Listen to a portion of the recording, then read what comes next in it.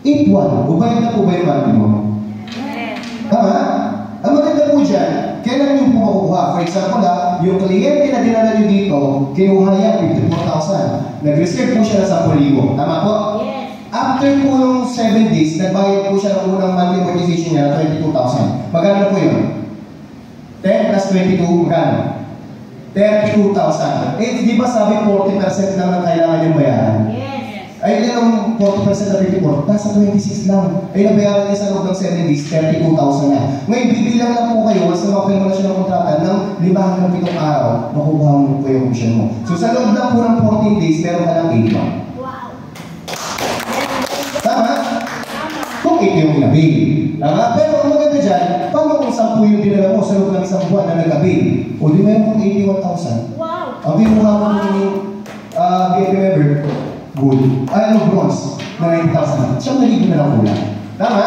Kasi sa dala na ginawa nyo, naging buy, nag-share. Meron na pong nag-present. Tama po? So, maganda dyan, bronze lang yan. Eh, paano kung silver yung promo yung kliyente mo dahil marami kang kakilala? Eh, di 36,000 po yung commission mo. Tama po? Eh, paano kung 10? That is 360,000. Ano po ginawa ulit? Nag-share.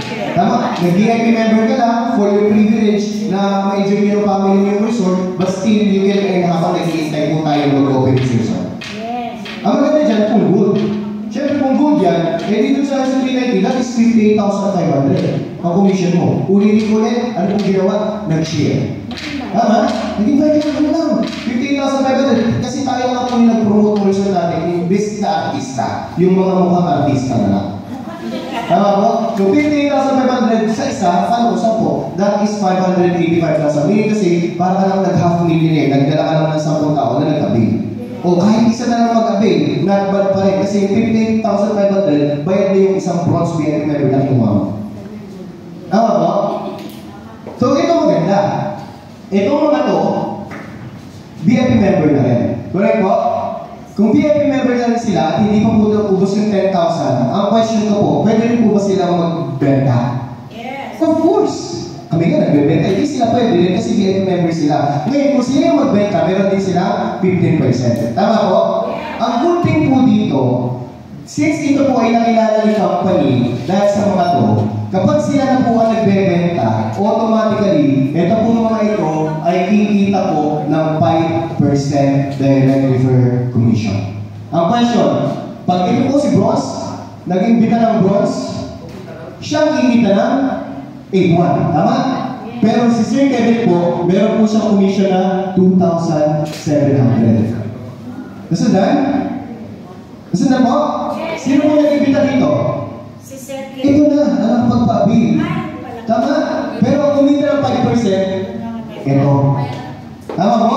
Eh, paano naman yung silver? O, 10 pala, 27,000. Kung ito masipag, at 10 ang napabil, hindi mo 27,000 si Sir Kevin, eh, paano ko si Sir JM? Ang 5% ni Sir JM sa silver, 12,000. Eh, kung masipag ito, 10, eh, di 120,000. Ngayon, kung si Sir JP naman po, nakapag-invite ng gold at nakapag-paabil, ito naman nagpaabil, may 15% commission siya, si Sir JP po, ako, may 19,500 sa lahat na mapapaabil nito. Ang maganda dyan, kung 10 yan, that is 195,000. Question, sila pa po ba yung nagpaabil o nagbenta? Hindi na. So, bakit binigyan po ng company ng commission? Kasi sila po yung naging dahilan kung bakit yung mga VIP members naging VIP members. Tama mo? Ang question dyan ngayon, paano pag ito naman ang nagbenta? Meron po kaya ito? Wala na. Wala na. Bakit po hindi naman po kasi ito networking or multi-level marketing? Na kung saan, pag ako sumali, ito, nagsali, ako pa rin nakikita. Hindi po ganun. Alam mo, galing po ako sa multi-level marketing for almost a decade. Kaya alam ko po yun. Ngayon po, ang maganda po dito, kaya po ni company na bigay up to 20% commission kapag nag-VIP member ka po at i-share mo po yung kagandahan ng ating resort. Okay po?